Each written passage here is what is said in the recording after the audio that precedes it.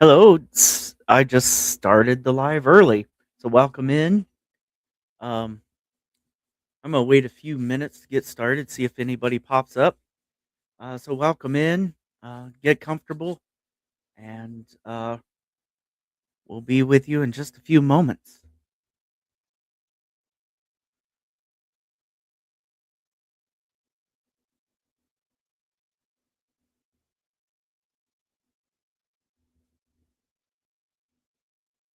Hey, Shannon, how's it going? Hey, welcome in. Thank you for coming in tonight. Hey, Junior, what's going on? How are you?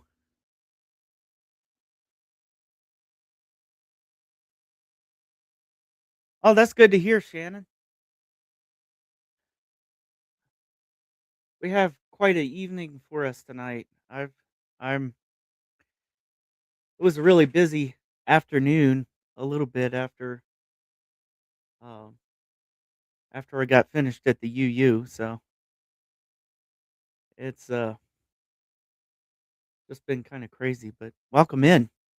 Good to see you. Um, uh, it's just been a strange week. I think on my last live, I was, talking to them and, uh, talking about how the strange week at the university was. "Hey, sensei, welcome in. Hey, it's good to see you." Oh, wow. Hello, Josh, Shannon, and Junior Johnson. All right. Thank bloody God. I've been worried about you. Oh yeah. Junior's been in some lives. Been in some lives here and there.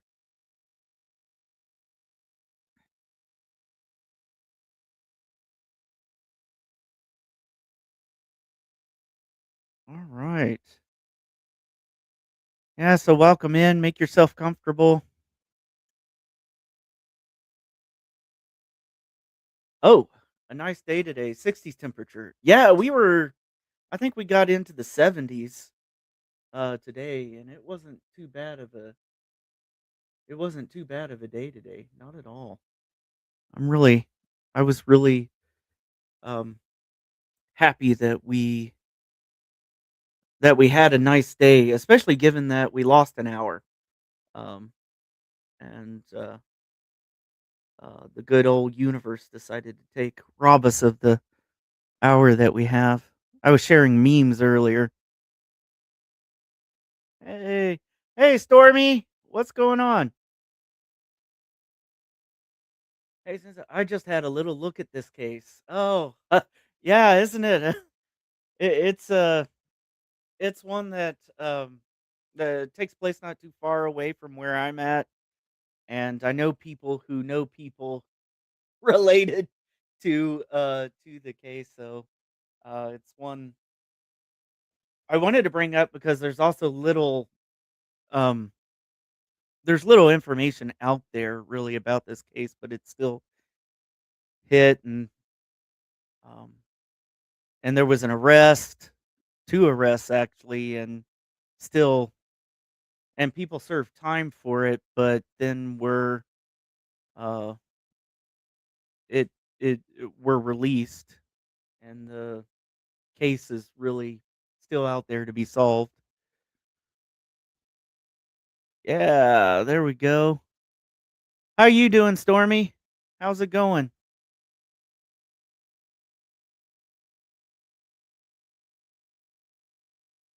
Hopefully you've had nice weather where you are at.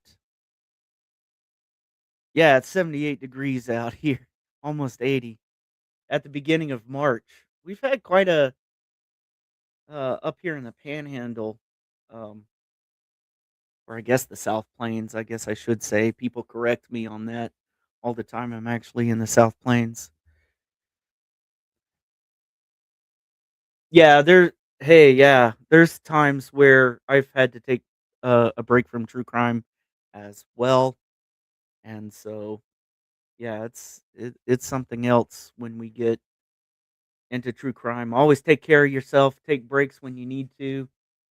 Um, I'm always a proponent of self-care and taking care of yourself. Always start out if you need to take a break. Sometimes the content is a little bit um, hard to get through sometimes, or it's just uh, not the day for you to be on true crime. Uh, Relax. Okay. I'm good, just relaxing. It's finally stopped raining. Okay, so it's raining where you are at. All right. Boy.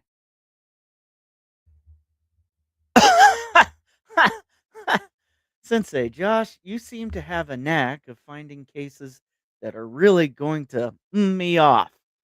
There's so much unfairness, incompetence, no justice for so many. Random. I feel you, Sensei. I feel um like there's a lot of cases where there was one I did earlier. You may have been, I think it was one of the first ones I did, where I think it was I believe Veronica, the I believe she was 11, 12 years old, um, in Lubbock, and one of the videos of the it was back in 1987, I think it was, and you see video of officers at the crime scene, and they're just picking up stuff. They're shaking off jackets and stuff, and it you sit there and they're kinda tossing it here and there, and you're like, "Oh my goodness. What in the world are you doing?" Even for 1987, maybe if it was back in the '60s, I might, "Oh, okay, that you even then in the '60s, I think sometimes that would be, um, something." Matter of fact, the Zodiac with the Lake Berryessa one, the officer, investigating the Lake Berryessa was upset that I think the park ranger picked up, uh, the crime scene, the blanket and the ropes and everything, and picked up that and contaminated the crime scene. Yep. Yes, we all need breaks for sure. Mental health is number 1. Take care of yourself. Um And so, if that means stepping out of this life, please do so. Uh, I tried, let's see, I'm not familiar with this case. Is it new? This is going all the way back to 1996. So it is, what does that make it? It is 30 years old already. Yep. I tried looking up this case and couldn't find anything, so I am interested. Yeah, Stormy, it could be hard. I had to look a little bit, and I still, because I always wanna start off with really introducing, and getting to know the victim, and this one's a little bit hard. Yeah.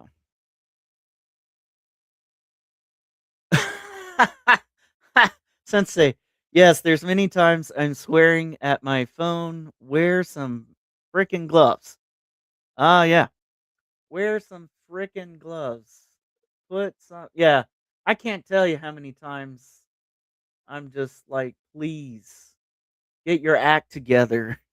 You're law enforcement, and you're supposed to be investigating the crime, so, yeah, get your act together. We need to solve this crime, and sometimes when you see, um, the, law enforcement or crime scene investigators just carelessly, um especially if the especially if, uh, the victim, um, if they perceive some sort of reputation about them or a certain perception that they have about their lifestyle and decide that, it's not worth the effort to take the extra care.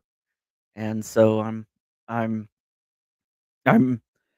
that one breaks my heart when it's here. And here we have, uh, Evangelina.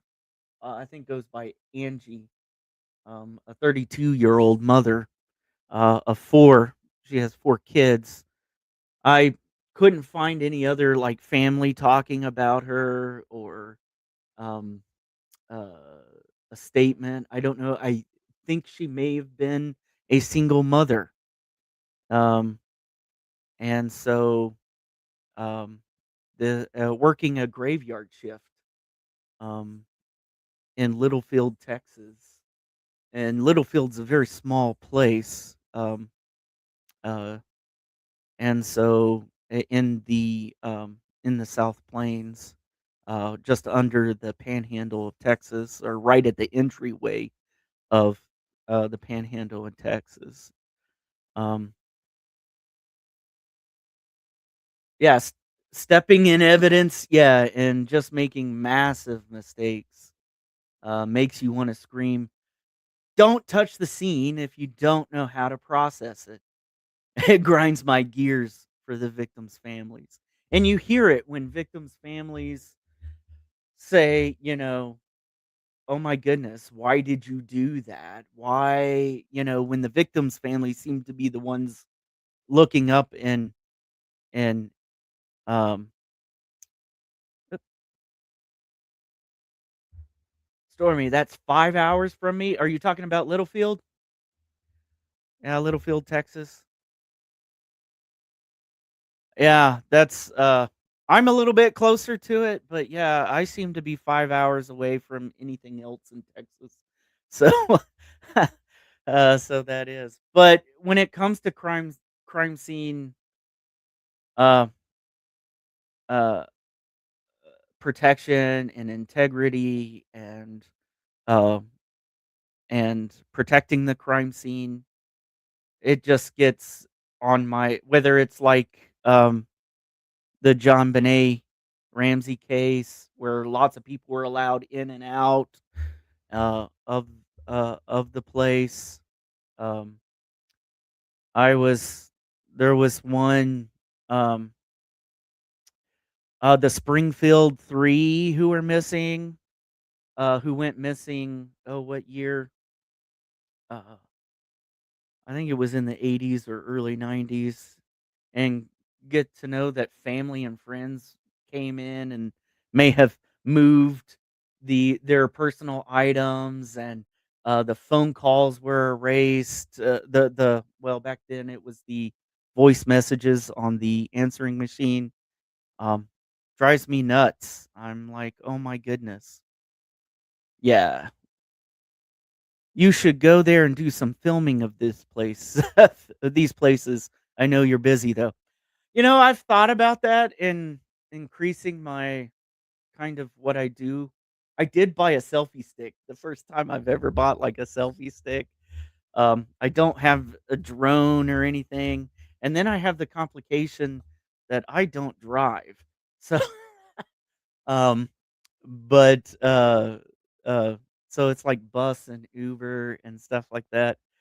Um, so I would need to, expand a little bit. I've been thinking about going back. I haven't had a license in years. Um, I just haven't. I got used to public transportation elsewhere, but out in the South, out in out in there. Um, hey, Southern gal. Hey, Stormy. I'm out still working. Wanted to say hi, and we'll watch the replay. Thank you, Southern gal, and uh, hope your working is going well. And I hope the storms didn't affect you at all last night. I know I looked at it the other night um, when we were going live, and so yeah. And if you haven't checked out Southern Gal, please do so. Southern Gal, you can put in your link. Southern Gal, we had a live on Friday. Check us out. We had a wonderful time talking about true crime and horror and why we love it. So all right, everything was good here. Good, good. Yeah, I got a selfie stick, and I didn't realize that that they had Bluetooth capability, and so you can operate your phone. and stuff like that. So, yeah. Ba Oh, good, everything was good. I'm glad, glad everything turned out well. Alright. I think for older cases, it's quite good to go back to the places they have, that have unsolved cases to give them a new lease of life. I know it's hard when you don't drive. A friend's road trip. Yeah, I have some friends that might, and I have some friends that live nearby that, might be willing to help me out with that at some point, and, I might do that. Oh, Stormy, a third set of skeletal remains, found in central Missouri in 2 weeks. Wouldn't that be great if it were the Springfield 3? Uh, in one way, yes, great that we could find some resolution, also sad if it were. Um, that one is, and even though that one is the Springfield 3 is kinda out of my area that I do, it's an interesting case to me. Um, what's that, um I think there's a content creator, Valdemar, that recently put out last day or 2 I always like their stuff, because uh, the timeline they recreate the timeline of the event. Yeah, yep, but that would be interesting. Junior, we had tornadoes about 3 hours north of me. 12 oh my goodness, 12 people. Yeah, I thought I saw a ticker about that. Oh my goodness. That's what I mean, a resolution. Yeah, I kind of figured that, Stormy. Uh, a but yeah, that would be something else if after all these years the Springfield 3 that one is a bizarre one, and I've always thought that the party that they were at had something to do with it. Um, I've always thought that in the back of my mind that somehow the party is related. Kinda like, Mara Murray in some ways, I always thought something about the party, um, may have, been in there. "Hey, Mustang. Hey, Mustang. Welcome in. Mustang, you don't mind grabbing, Southern Gal's, a link, do you?" Let's see. But yeah, so there's always looking back at these cases, and this one's going on 30 years old, and it's a mother of 4, and for a while, it was thought to be solved, um, and so we're gonna be looking at this case, with a little bit more, uh, of a lens and how it's I think the last time it's really been updated was back in 2011. Ah, thanks. Be sure to check out Southern Gal True Crime, Southern and thank you, Mustang. And we had a live Friday. We had a pretty good live. It was um, talking about why we love true crime horror, and we had some good times and some laughter and stuff like that too. I know that sounds weird for true crime, but sometimes a little levity in dark situations can be helpful for the soul. Um, I would hope, and so yeah, I enjoyed our live too, Southern Gal. It was a great live. I really enjoyed it. Yep. Yeah, thank you, Mustang. Yeah. It was uh uh and I think it lasted 3.5 hours. Um and so we had a good conversation. I like it when the conversation uh um takes off and we're able to um do some sense making together as a community and also find justice for victims and cry when we need to, laugh when we need to. Um, I kept yeah, and I've been doing really good here lately of keeping myself going to bed early, but yeah, um, kept me up, uh, kept me up a little bit, but I enjoyed it. I enjoyed it. I'm glad Mr. Steve showed up. Uh, if you haven't checked out True Crime Web, please check out True Crime Web. Uh, Steve's channel. He's no longer active at this moment, or isn't active at this moment, but is kind of where started, or not necessarily started, but at least in developing my YouTube community, and with a little bit of um, I was about to say sass. There is some sass and some laughter, and um, if you can tolerate it, Waffle House coffee. Uh, but also, he does a really good job of crime scene analysis and really analyzing from a law enforcement point of view, and also was really good at keeping trolls at a minimum, and respect for families, and looking at true crime from an honest uh, and a good faith lens. Yep. Yep. All right. So, yeah. Um, Today we're looking at Angie Cruz. She was a 32-year-old mother of four working the night shift at a Jolly Roger convenience store in Littlefield, Texas. Um, and this one was, she was um, working that night shift, and two people came in, and she was GSW 9 times during a robbery. Uh, but she was still able to make a 911 call, and provide a description of her attackers. And it reminded me of my last live, um, when we talked about in Las Cruces, the bowling alley one, um, where the 12-year-old Melissa Repass uh, called 911, even though she was injured, and I think GSW'd a similar amount of times, plus in the head. Angie wound up getting a wound to her face as well, and still managed to call 911 during this. Um, and where this is going to go is her description led to the arrest of two um, two men, uh, 10 miles outside of Littlefield, who matched the description. And so, oh, GSW. Oh, sorry, I'm using YouTube language.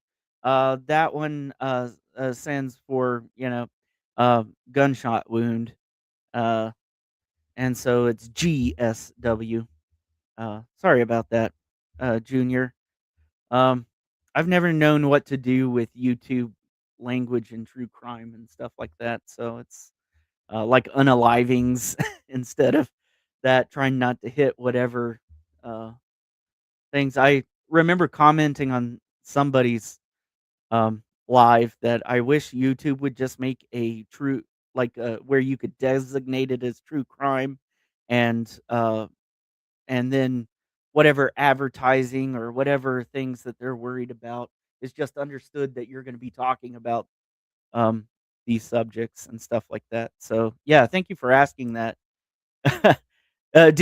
Okay. I was wondering. I had seen some people saying GSW too, and so I kind of use it um, in it. Sometimes I also try to get used to it because when I'm giving talks, yeah, when I think sometimes I've gone to say DFW on accident instead of DSW, and if you know Texas, DFW. It sounds like I'm saying an airport or something like that. Um, oh, yeah, I'm terrible at spelling words, and yeah. if you say too many words that YouTube doesn't like, they won't push out the content. That's the thing. That's why I wish there was a like, hey, I'm doing a true crime channel or like a true crime YouTube.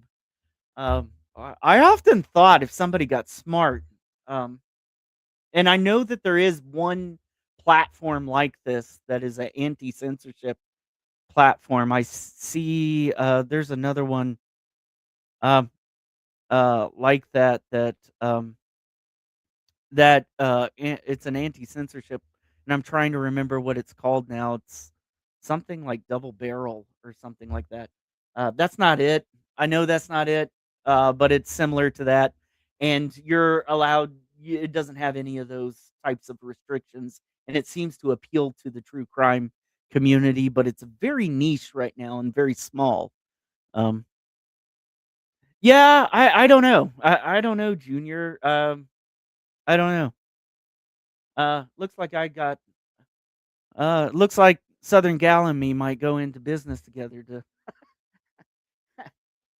to invent a platform here, and stuff like that. It's true crime. We're adults. It says not made for children, but whatever. I've looked at the PDF list of words and it's ridiculous. Oh, there's a PDF? Oh, okay. I don't have that PDF. I've just been going off of what other channels. And so, uh, and I think even I felt bad on Southern Gals live the other day because I was going through my mind of what those were, and I think I slipped up a few times. Uh, didn't want to hurt the algorithm or the almighty algorithm. Um, all right, yeah, yeah, yeah. That's something true crime has got to solve and get and kind of figure out. True crime YouTube. And I hope that comes out. I think I'm gonna try to write somebody and get that, figured out. But, um, anyway, this is a unsolved case, for 30 years. 2 people wind up serving 12 years, for this crime, and, but they were later released and their verdicts were overturned. Um, um, if you listen to the law enforcement now they kinda say it was well, you gotta hear this. This is what I'm let me pull it up. Um, let me pull it up, and maybe I can share my screen. Oop, let me see real quick. This is a law enforcement officer talking about the case, um, from Littlefield, so let me see if I can share let me remove share screen. There we go. Add the stage. And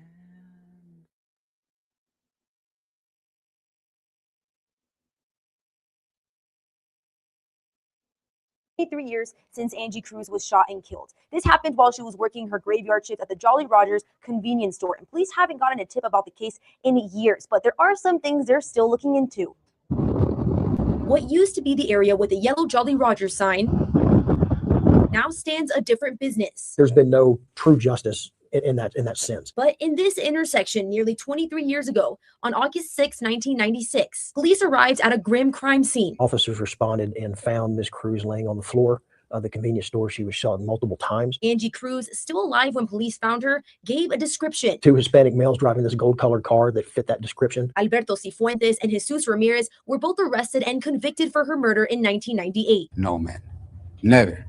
Never committed murder. Cifuentes and Ramirez spent 12 years in prison before a Lamb County grand jury dropped their charges, freeing the 2 men. These 2 individuals were released, not for the purposes that they were innocent, but for the reason that they didn't have proper representation. Which means investigators had to start from scratch. The Texas Rangers just recently kind of shelved the case since this time because there has been no new information at all in years and years and years. Sergeant Farley says putting the spotlight on the case until it's closed could help. Sometimes it takes years and years and years for someone to finally feel the point to where I feel comfortable in talking about it. And reevaluating the proof found at the crime scene from that day isn't off the table. We have looked at also is possibly resubmitting certain types of evidence. A lot of technology has changed over the years. Cruz's family is still alive, and Farley hopes that they get to fully close this chapter someday.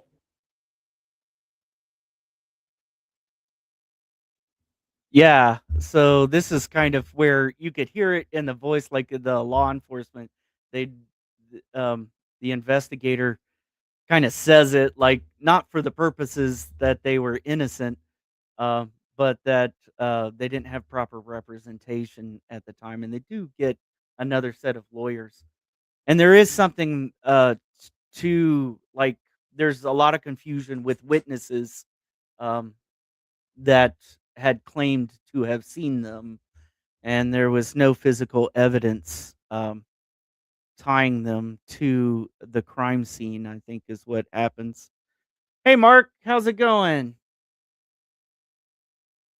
Did that, yeah, they had, and I was quite surprised for Littlefield of 96. I'm surprised. I guess it was a convenience store. I don't know if it had a history of being robbed or not. And so, but they do have some limited CCTV. And if I understand right, the CCTV is actually from another store where the witness was, um, had seen the perpetrators earlier or the accused. And so we'll go through that here. Let me see. Go down. They didn't have proper representation. Yeah, they wound up in all there's some articles I'll be reading where they kind of explain why they didn't refile. And I think it came down to lack of any new evidence that would really put them at the crime scene. The two that were accused kind of were on their way from a place called Muleshoe, and I think they were on their way to Lubbock to the Paradise Club, and they were pulled over sometime after that. They were let go that night, um, but later the description seemed to match them, including the vehicle, and so they were later arrested. Yeah. Apparently, later on, they spoke to other people who could give these men alibis, putting them somewhere else too. Yeah. So this, thank you, Sensei. You did look into this.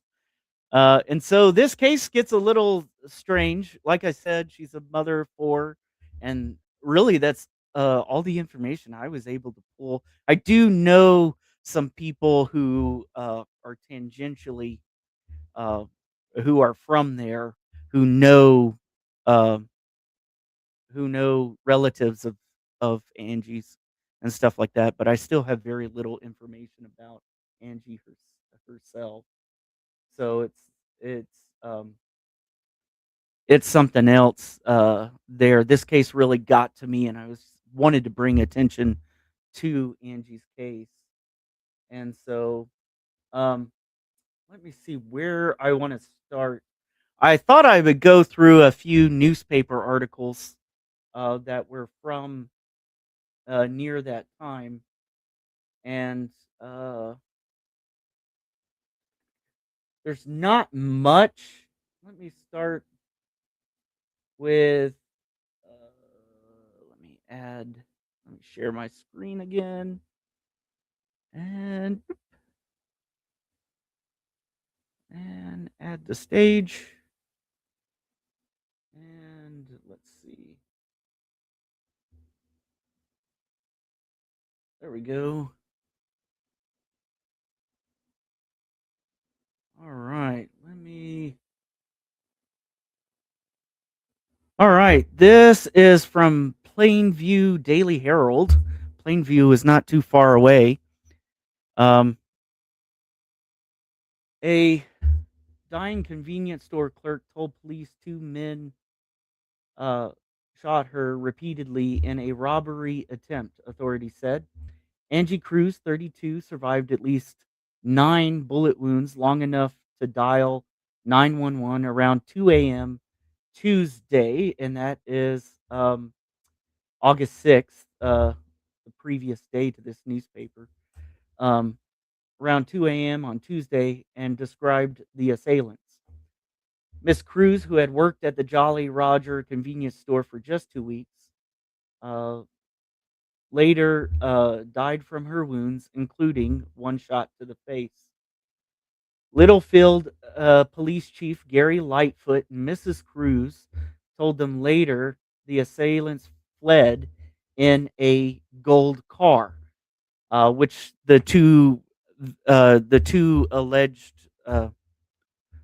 uh, two alleged perpetrators that would be arrested for this uh, did have a gold sedan, uh, and were when they were pulled over were 10 miles outside of Littlefield. So far, the suspects, and at this time they had not been caught, although they had been pulled over at that time but released. Every lead we get, we are checking out, said Lightfoot, who couldn't remember the last local robbery that ended this way. So at least if that convenience store had had a history, there wasn't a history of of that type of violence related to it. We're not much further along than we were this morning.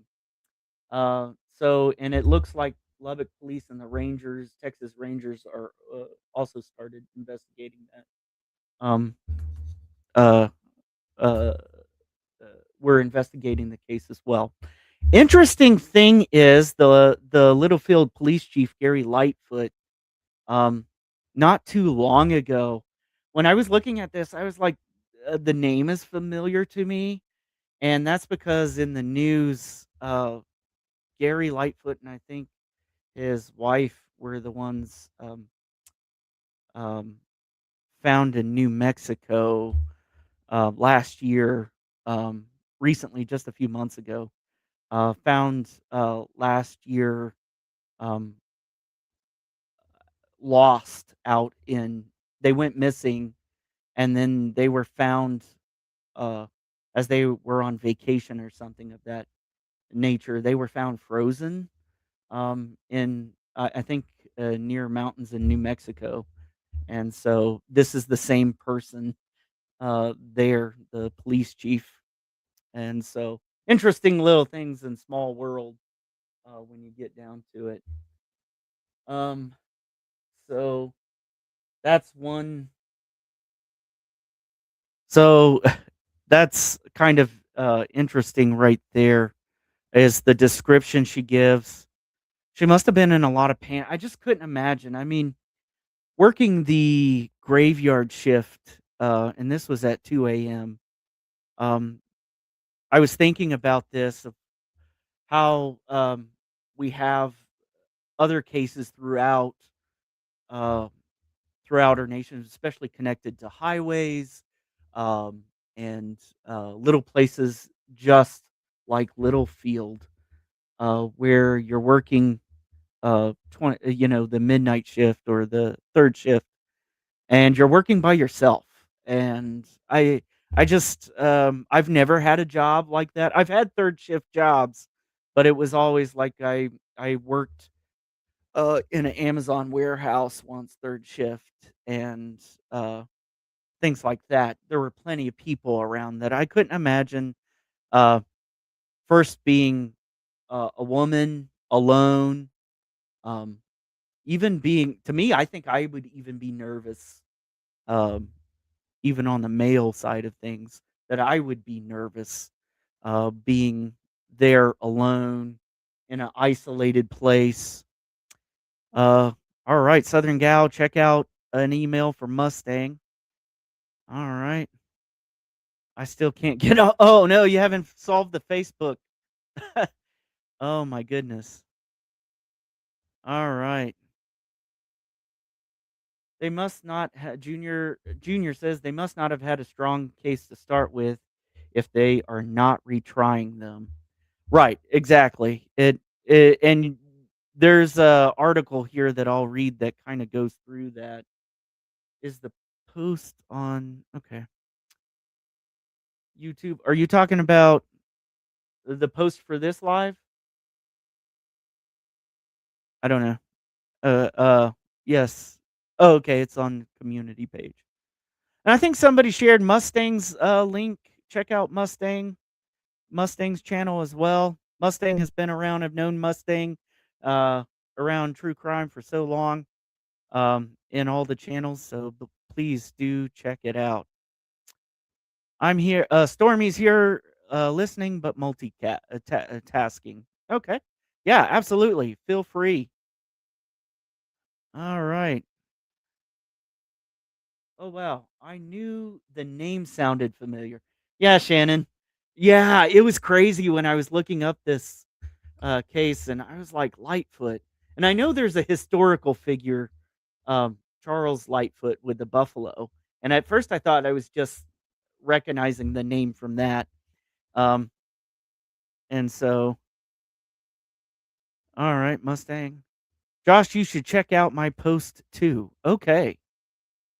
All right. Thank you. I will do that. And you said it was on your channel? I will check that out. Thank you for sharing your live. Thank you, Mustang. Ah, okay. No. Oh, talking to Mustang. Okay. Have they ever disclosed the amount of money taken if it is a robbery?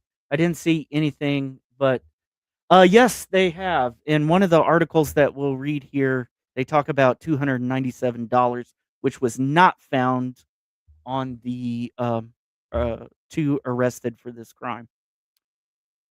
Even though they had a gold sedan. Oh, thank you for sharing the live. That's always appreciated. If you like the content, please hit the like button as well too. I'm not trying to promote my channel, just something important happened. Ooh, okay. Oh my goodness. All right. Let me let me check that out. All right. Sorry, I'm going to run over to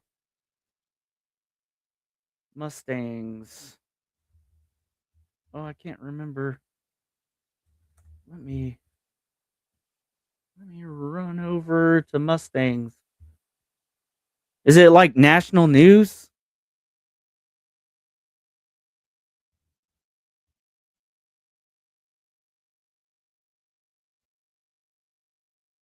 Oh my goodness. Where are you, Mustang? I always have a trouble getting to your channel. Oh, let me go to my live and see if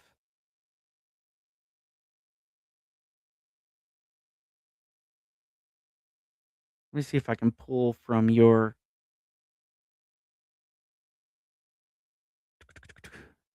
let me see if I can pull from your channel right up here.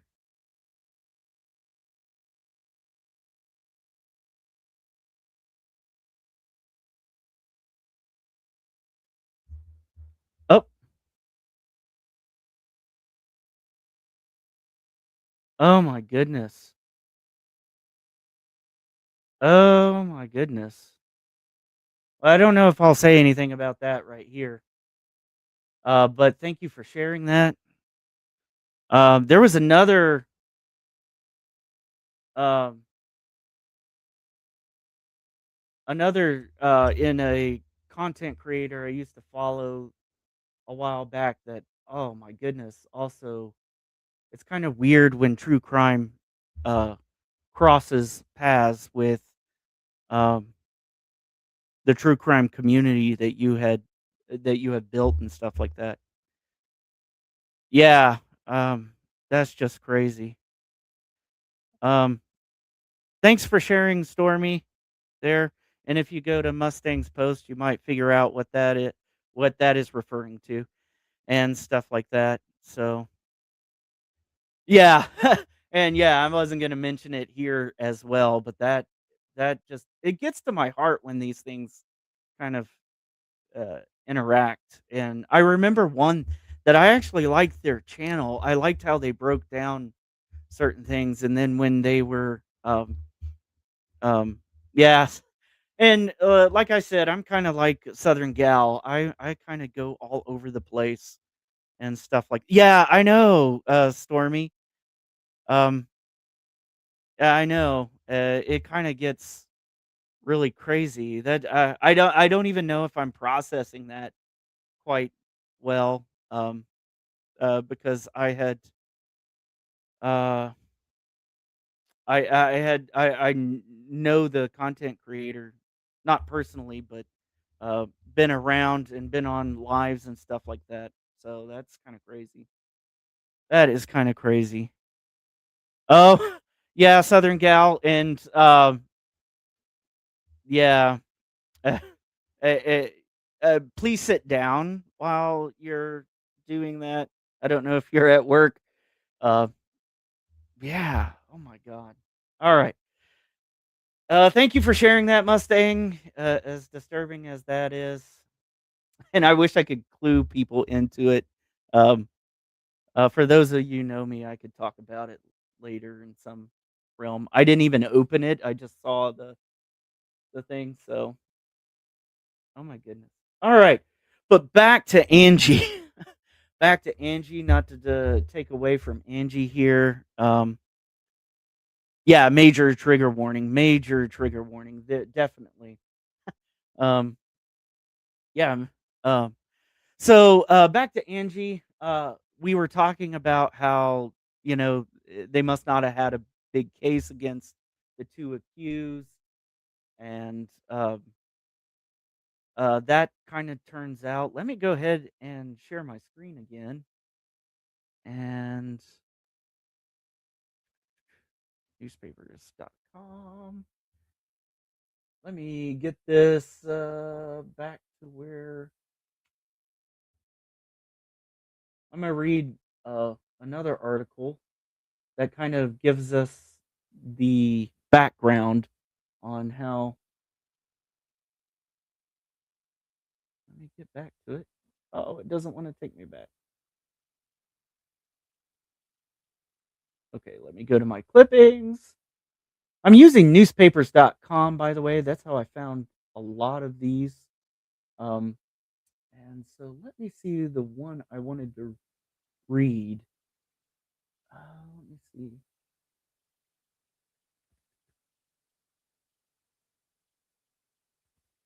Let me go with this one.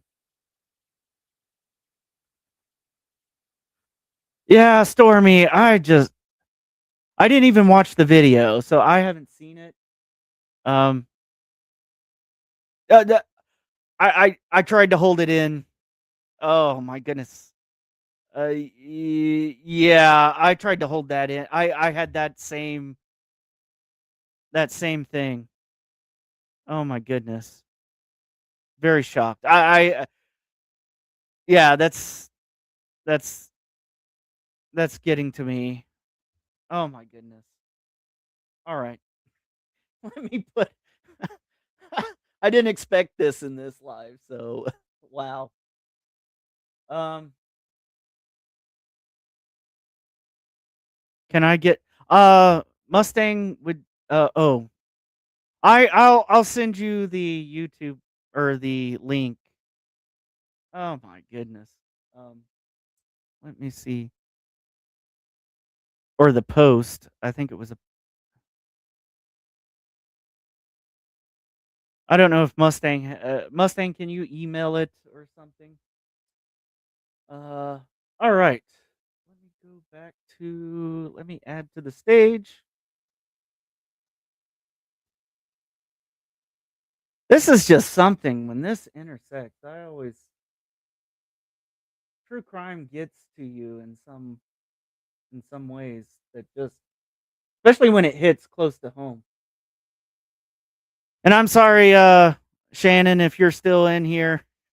We might not be cluing you in quite to what it is, but I'll tell you about it later. Um, all right. West Texas Murder Revisited. This is by Mark Babinek in the Houston Chronicle, Sunday, April 16th, 2006. So this is closer to time when this was being revisited.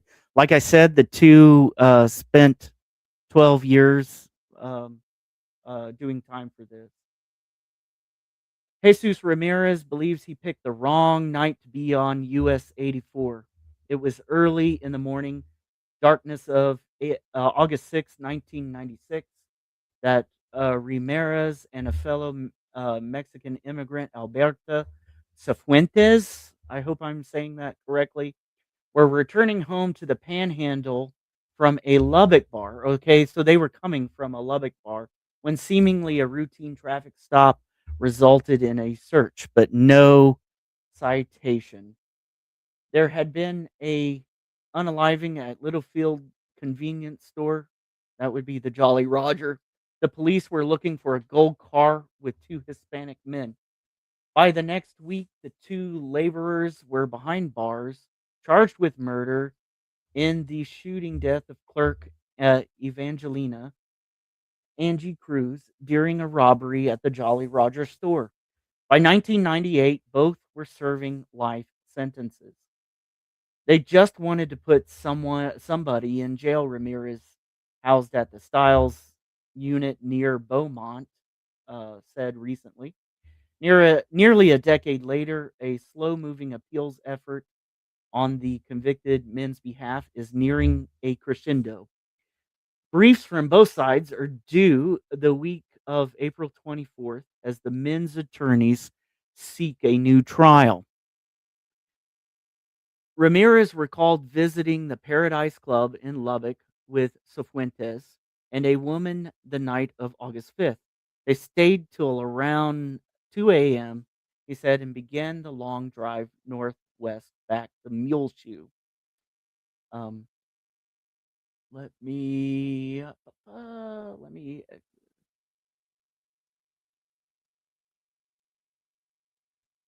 oops,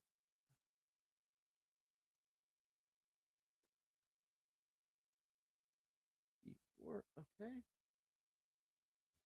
Let me.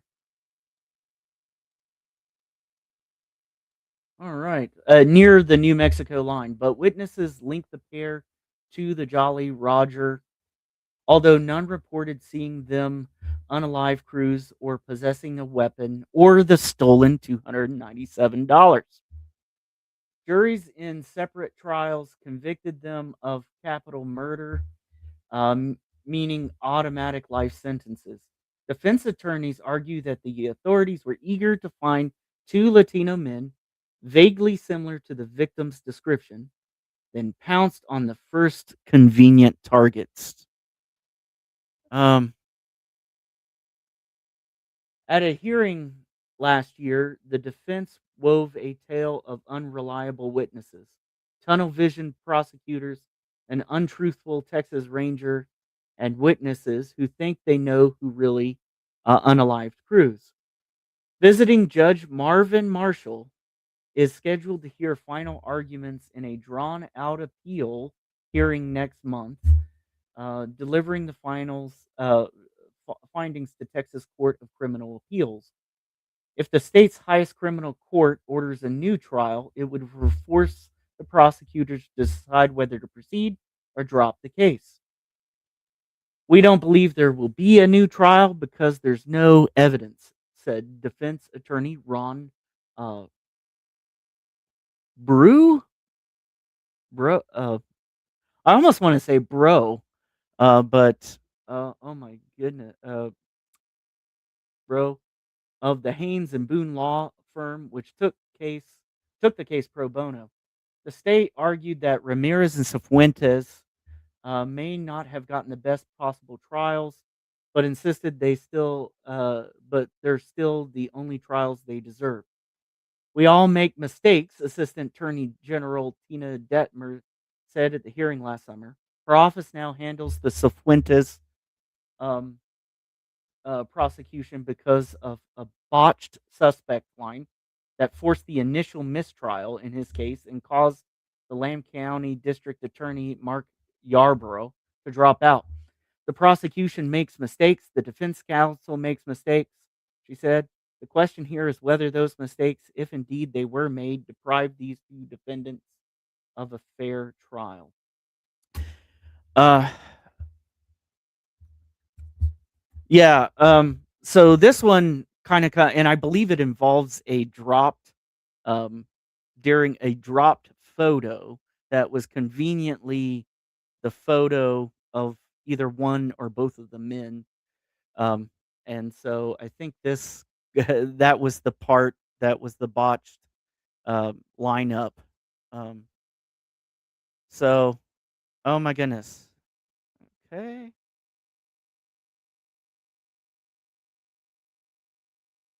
Oh, Shannon. Yeah, I'm sorry. You're a bit lost. Yeah, yeah. My heart about deflated. My heart absolutely about deflated. Uh, yeah. Hmm. Hmm. So this is kind of where in this event um, where adequate representation and police mistakes kind of cost if these two are actually the guilty parties, and and that's what's frustrating about this is um,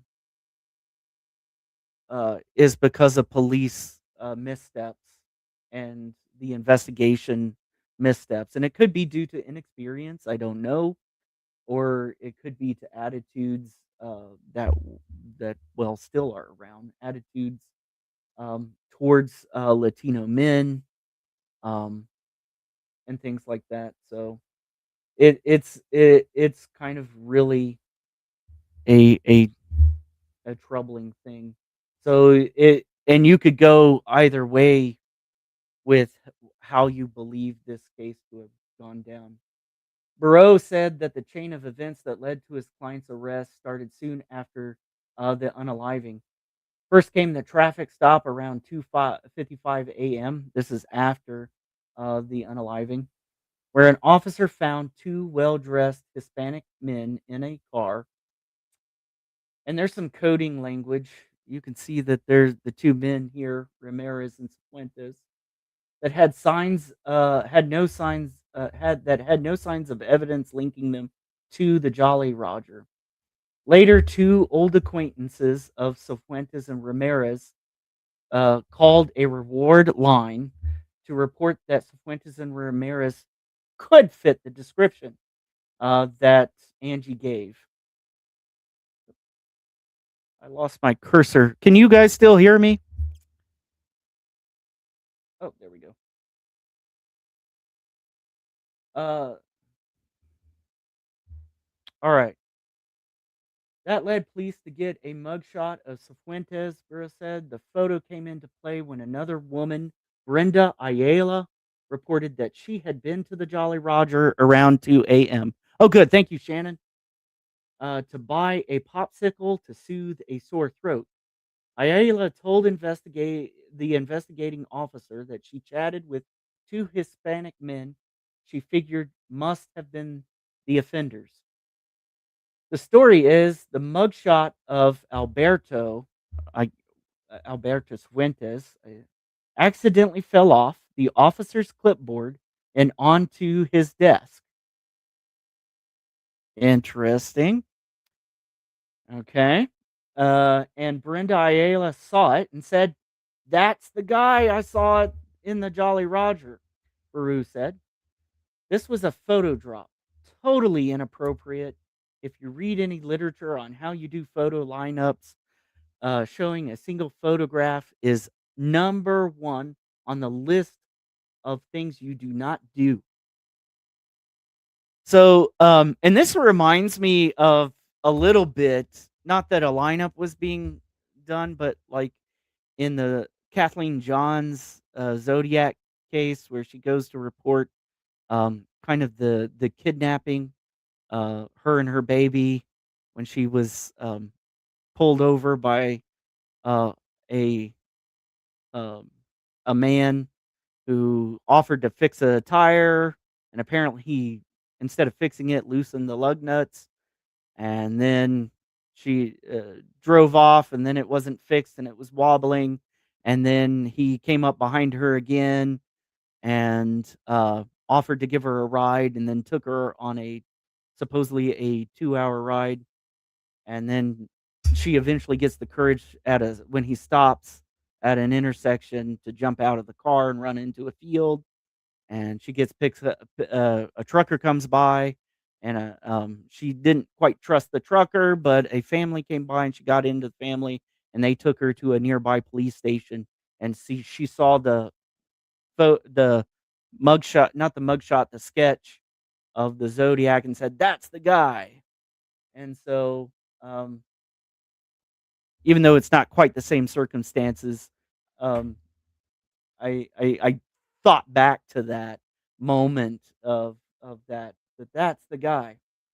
And so suddenly all the focus is on our guys. Next came Texas Ranger Sal Abreo's written report, which was supposed to have come from Cruz's dying statement about the two Hispanic men, 18 to 20 years old, one with long hair, one with short hair, one wearing shades. Ramirez was 48 at the time, and Fuentes was 22. Um, According to testimony at last year's hearings, Abreu wrote in the report after Ayala had come forward and identified as Fuentes. So Abreu starts morphing a written description to fit the description, uh, changing the description to fit the description of Brenda Ayala. Abreu said, noting that the added details about the men's height and appearance that fit Ramirez and Fuentes while omitting Cruz's age estimate. They weren't confused. They did it on purpose, Ramirez said. You can't confuse a 48-year-old man with a 20-year-old.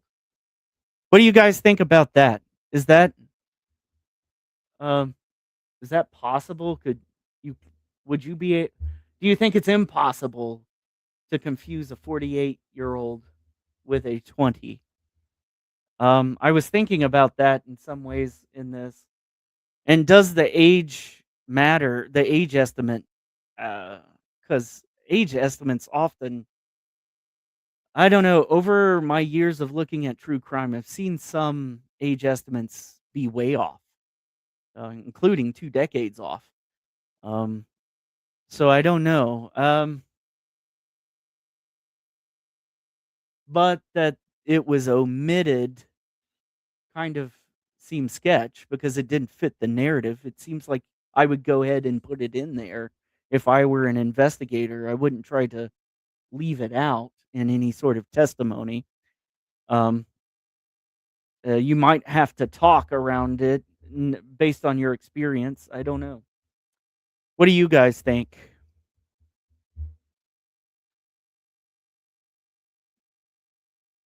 I I'm 42 and people still think, yeah, Stormy. I'm 42 and people still think I'm in my 20s. I don't know. Depends on the person. Yeah, that's the question I have in this case is depends on the person, I guess. Um my mother often gets confused as my as my sister. And so and when I was younger, she yeah, uh and I was in my 20s and my mother was in her 40s. People thought she was in her 20s. Mustang says she still gets carded at 50. Oh my goodness.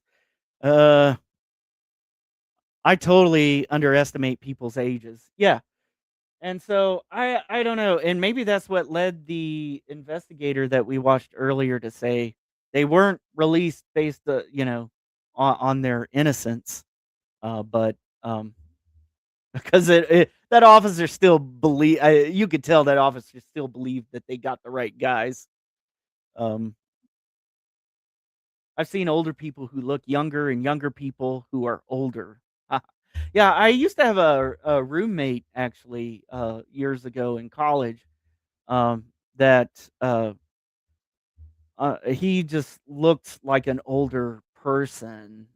He was the same age as I am, but he looked like he was in his 40s and had gray hair and and things like that too. Yeah, Shannon. Yeah, look older.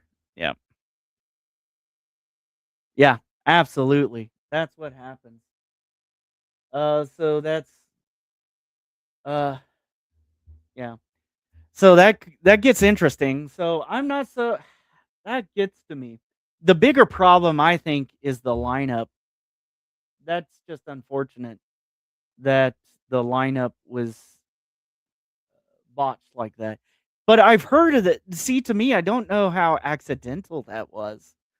And I'm not saying anything about Littlefields PD. I don't know anything much about that or that practices, but you do hear other cases throughout, especially in the 70s and 80s, where it was like, oops, isn't that the guy?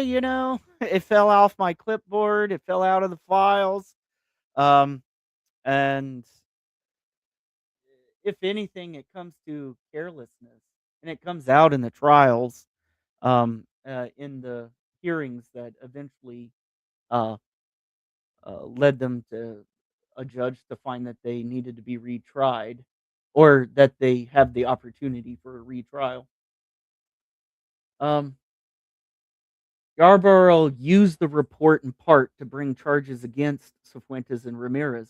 In testimony last year, Yarborough acknowledged he got bad information.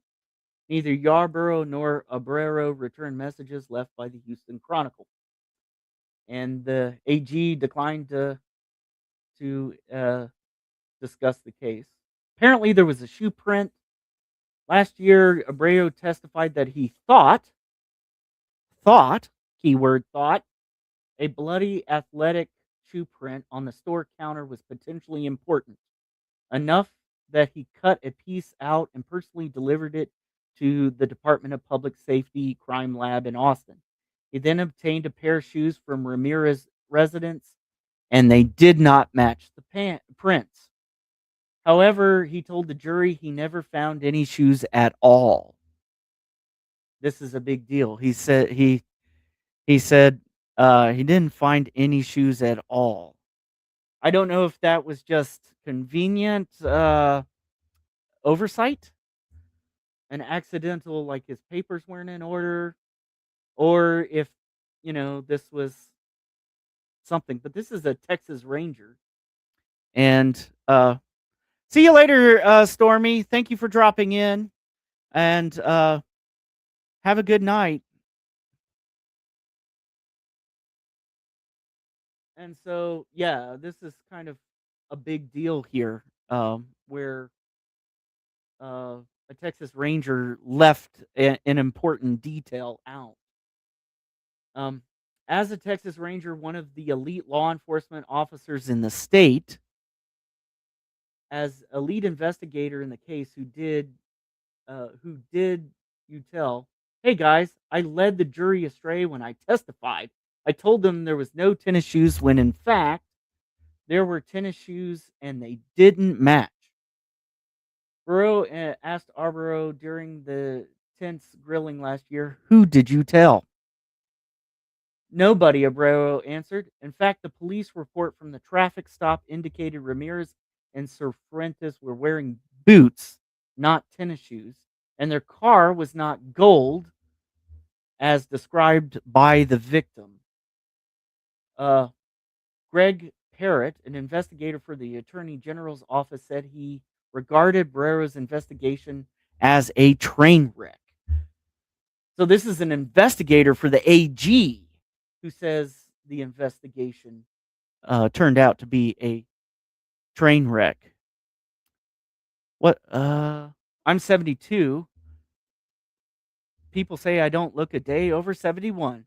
You know what, Junior? I agree with them. You don't look like a day over 71. Absolutely. Oh my goodness. I have quite a crowd here. Oh my goodness. Um, a deeper look at four primary witnesses turned up what Barreau considers to be troubling facts about each. Defense investigators discovered Ayala, who said she went to another store right before visiting the Jolly Roger, was out around 12:30 a.m. and not at 2 a.m. as she told police. The other store, unlike the Jolly Roger, had video surveillance that indicated she made her popsicle run around an hour and a half before the attack. I believe in another account in a newspaper. I don't know if we'll get to read all that. It also said that um, when she was when she was interrogated, she may have been intoxicated. Um, when she was questioned about the case. Mary Davila Wood, who was with Fuentes and Ramirez, this must be the friend. I don't know. Told jurors who were at the told jurors they were at the Jolly Roger, but she now acknowledges drinking a 6-pack of beer. Oh, okay. So maybe the one that I'm thinking about is actually Mary, who had the 6-pack of beer and 11 shot. Whoa, 6-pack and 11 shots. Um, oh, shots. Or is there a continuation? Where's my continuation? Oh, it must be up here. Yep. 11 shots, and mixed drinks that night, says Abrero coerced her testimony, although he denied that. So she's saying he coerced her testimony and she was drunk. Wow. Joe Madrano testified he overheard Ramirez confess in jail. I guess while he was uh, while they were in jail. Um, soon afterward, Madero got a light sentence and a plea deal for SA. Madreno's ex-wife says he later admitted to lying in exchange for leniency. Boy, there's a lot of problems here with the witnesses. Oh, is Mustang out? Oh, no, I think you were saying later to Stormy. All right. Here we go. Uh, the Paul Robles, a woman who said she had a long relationship with Ramirez and recognized him from the Paradise Club, did not testify at the trial.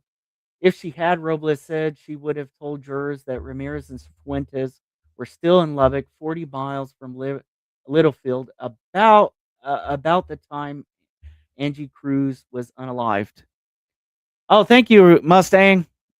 Didn't mean to run you off. Yeah, thank you for sharing Stormy's. Be sure to check out Stormy and Stormy's channel. Thank you, Mustang, for sharing that. Where was I? Robles admitted fixture an admitted fixture at Paradise Club. An admitted fixture? Does that mean a regular? And I don't think I've ever heard that phrasing before. An admitted fixture? To me, a fixture is like a light or something like that. Said it took several years before anyone contacted her about the case. Ooh, that's interesting. 2 other women testified last year that a pair of armed men, fitting Cruz's description of her unalivers, were desperate for gasoline money that night and had visited their apartment a few blocks from the Jolly Rogers. A pendant with one of the woman's names on it was found, and this was a clue that I had heard, that there was a pendant found near a pool of Cruz's blood. Peru said authorities never investigated them, zeroing in on his clients. For now, Cifuentes remains in prison in Wichita Falls, and Ramirez himself bruises himself cutting meat in the Styles unit uh, kitchen, longing for home in Zacatecas, where he hopes to support his elderly mother and get reacquainted with his wife and 6 adult children. Ramirez said he continued faith in the system that keeps him going. The truth is coming out. Um, so that where does that leave us for Angie? I mean, this is the problem that, and they would eventually, I think, in 2008, they would be released from prison and their verdicts overturned. Um, oh, cool, Junior. Yeah, please subscribe to Stormy. Stormy's awesome. I'm glad when Stormy's full of information as well too. So it's kind of uh, uh, awesome that she has made it to my lives every once in a while. So that's where we're at with Angie. Angie has been on my mind here, especially since it's been 30 years. And while 2 people were arrested, there was a lot of problems with this case, including witness testimony, botched photo lineup, um, uh, whether that was by accident or by design, I don't know. Uh, wouldn't be the first time I've heard of this. It happens in law enforcement, in investigations that I have heard of before, and and so that is something to keep in mind when going about this. But we've got 4 children um, out there, and uh, they may be still alive. They may be. I never found any indication of them in media. Um, I hope that they're doing okay and that they're finding peace. And but still, when you're waiting on justice, um, it could be difficult, and especially if you thought you had it and you thought justice was served, and now there's doubts about that, or yeah, those poor kiddos. Those poor kiddos must be going through a lot even now. Um, I didn't find any information about them. And a lot of times in these investigations, children's names are not discussed in the newspapers. And minors in this are not discussed.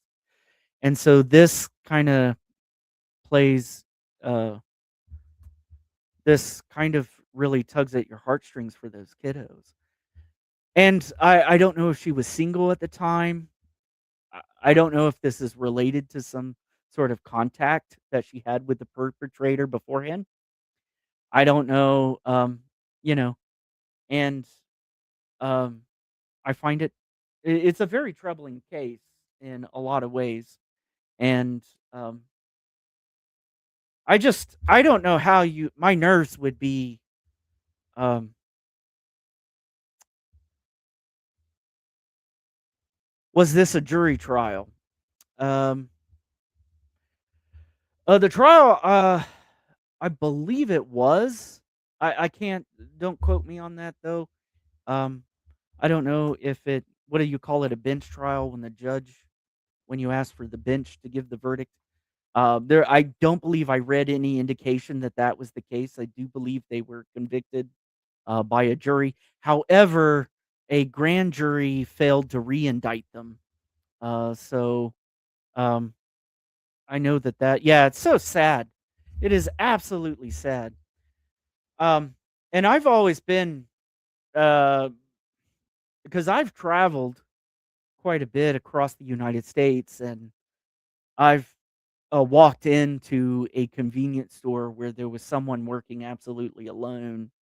Um, and you could tell sometimes on the look at their face, they're making a calculation whether you're a threat or not, you know? And I don't know. To me, I would think I would be on anxiety pills if I were working overnight alone. in a convenience store because it seems like, unlike my last case that I covered, um, which was a bowling alley, it just doesn't seem like a bowling alley would be a target necessarily, but it was that day. Uh, and and that one took place in the morning. Yeah, it's just crazy in that place, and it is a small town. That's why I'm like, I find it troubling, just like the Las Cruces one. If you watched my last live, I find it hard to believe that no information really has come forward about that. Nobody, that maybe there was somebody who saw something and they haven't come forward in that small town. Like I said, I have some friends who are connected and went to school with some of the children, and um and so um they know the family, but even they described that they don't know much about Angie or their family, and so um and I wouldn't want to discuss anything that wasn't discussed in the newspapers or online and open that up to them. But I wanted to show you um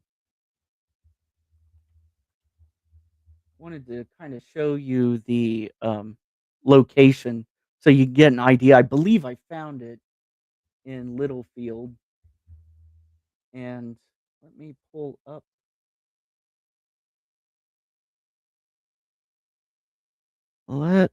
it up real quick. Share my screen again.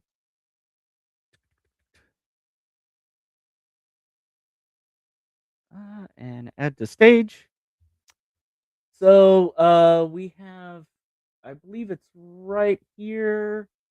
And let me go to Street View, where I believe this is 19th and Hall, which is where this took place. There's 19th Street, I believe. And I've been down this road, and I think, oop, actually, I think it's back here.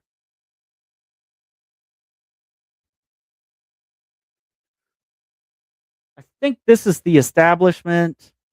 Let me see real quick. I'm going to show you.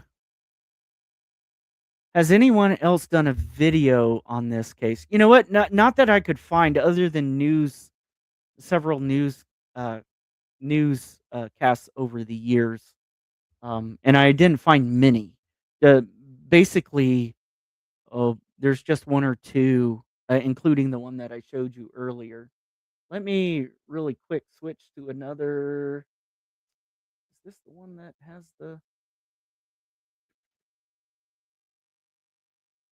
Let me see what you think. Let me see if I think I got another web page. Yeah, here we go. I think. Wait, there was one that had several pictures.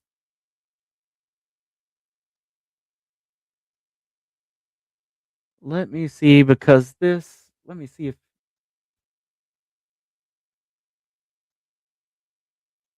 Just a second.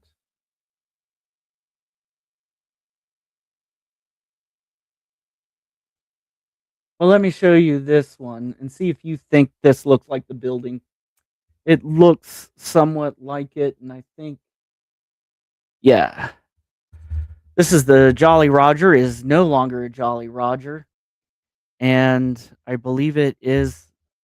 This is the building that is 19th and near 19th and Hall. And let me switch back to the Google Maps. I think this is the building where it's at. I don't think it's the pizza place over here. I think it's this right here. I think it's like a chicken place or fish and chicken. I believe it's a fish and chicken. There must have been a building that used to be over on the towards the left of it. But as you can see, this is a very flat, just a few trees, And if you scroll out, and I believe Littlefield's about a town of 20,000. And let me go to, can I go to satellite view? Yeah, there we go. If we go to satellite view, and there is 84 that comes through out here in Hall. Hall Road is up here, and I believe the 19th and Hall there's 15th, 16th. So 19th, it's down right here, very close to the highway, and you can be gone. You can be out, hit Hall Road, continue past here, and be gone on the highway. And you can travel pretty fast here, where this, I believe it's right here where this fish and chicken is. And so I wish more people would do a video on it. And I may do a second video on it after I talk to some people. At some point, I may do an update on this. I've traveled quite a bit and seen women working late at night by themselves. I always tell them to be careful. I wouldn't work by myself on night shift. It's too dangerous. Um, yeah, absolutely. It is something, and your anxiety has to be up anytime. Sometimes some places, convenience stores, maybe not so much anymore, but they would have a little bell, or nowadays it's a electronic bell, and the door opens and somebody steps in.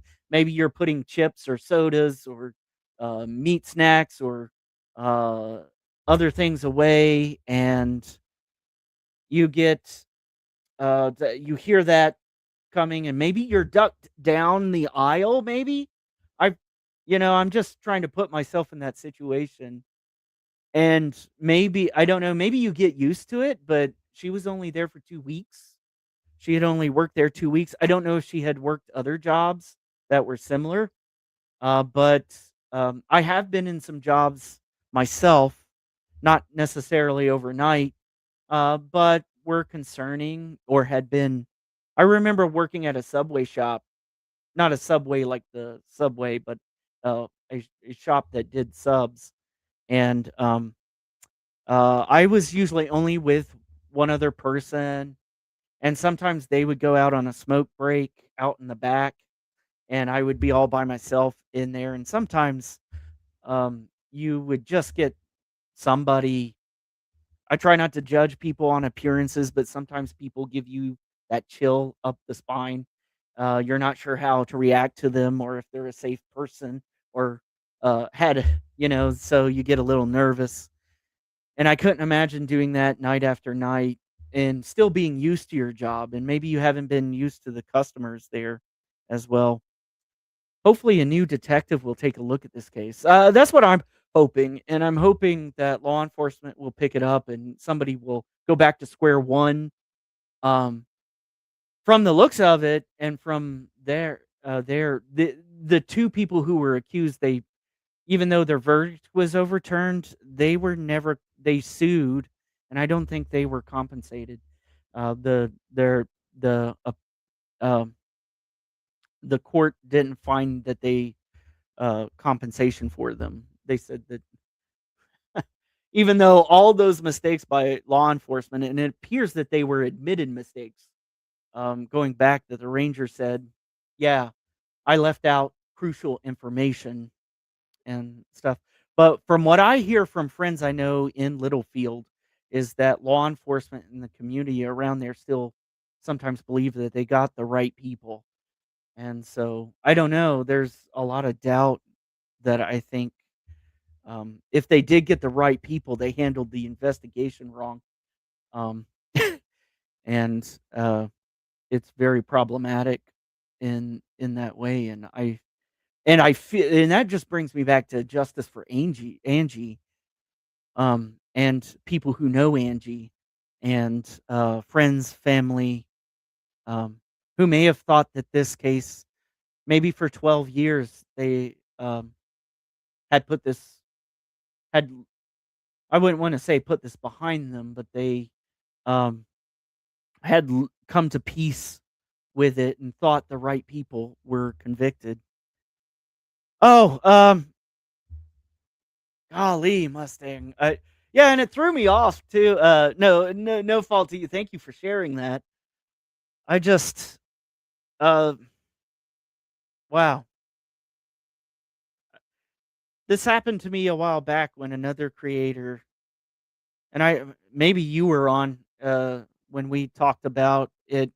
I think we were on a live with Mr. Steve about another content creator that was um um involved in something, and it was um yeah, chilling. But this is even more chilling, and I haven't even watched it, so I don't I'm sitting here trying to decide whether to.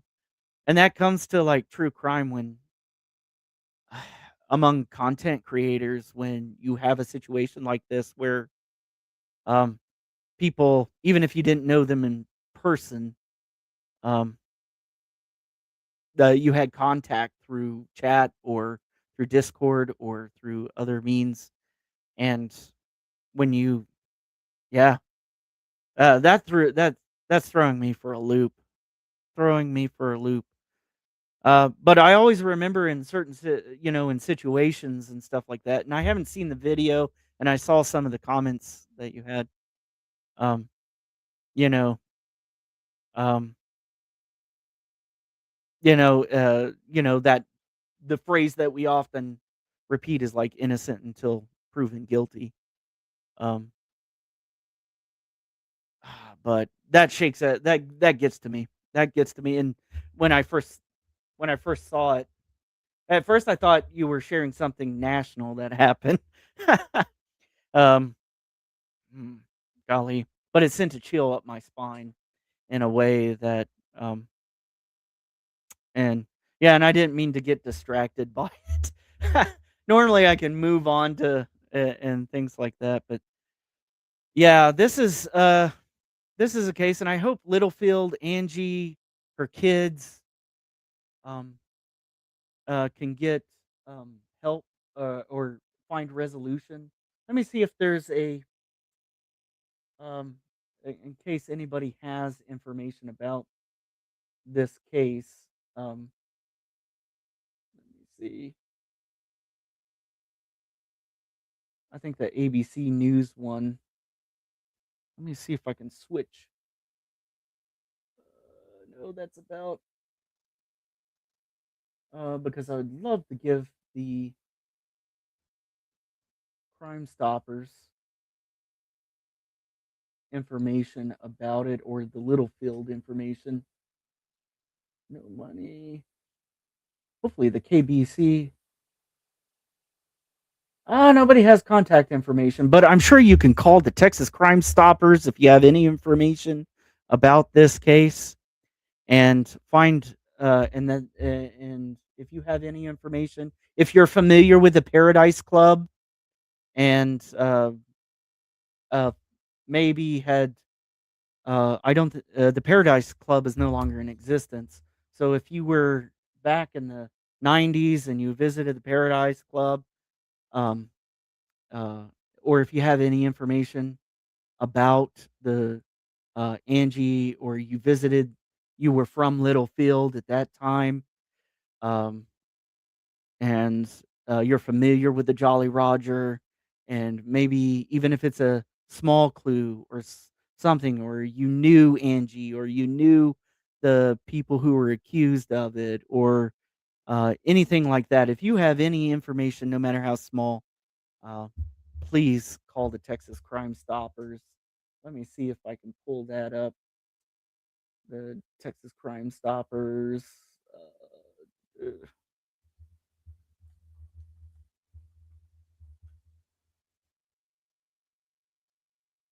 yeah, sure. Texas Crime Stoppers. All right, and let's see.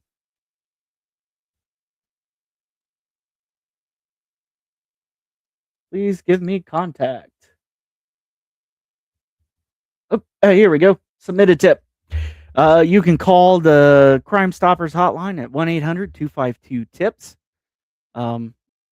or submit a tip online through this website here. It is texas.gov, and you can find the Crime Stoppers here and submit a tip. And you can sign up for the newsletters and announcements. So if you have any information, please be sure to contact the Texas Crime Stoppers or the Littlefield PD.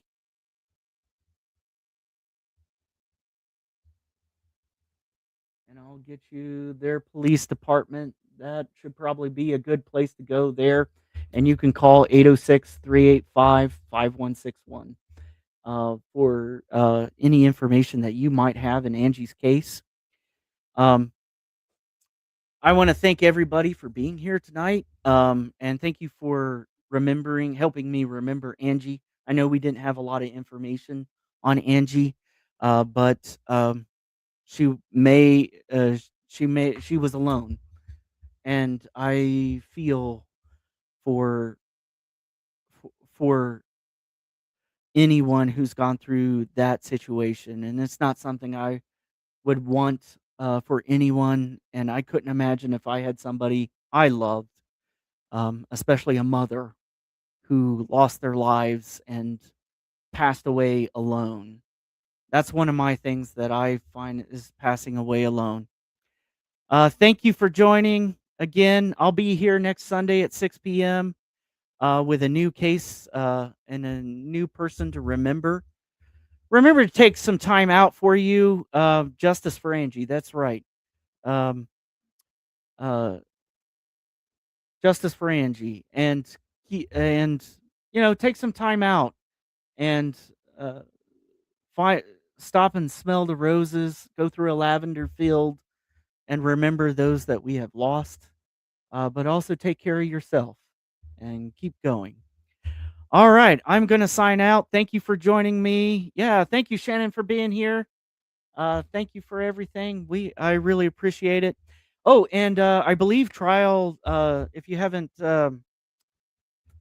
seen Trials Junkie, um, she's going live, I think, in half an hour at 8 o'clock. She's had some really good lives on yeah, thank you, Mustang. Thank you for being here. She's had some great lives on migrant children, um, and the um, facilities that they're being held in, and justice for them. So if you haven't checked that out, please go ahead and go over to Trial Junkies United on YouTube. And yeah, she does a really great live, and I think you would enjoy it at 8 o'clock. All right, thank you very much. Have a good evening.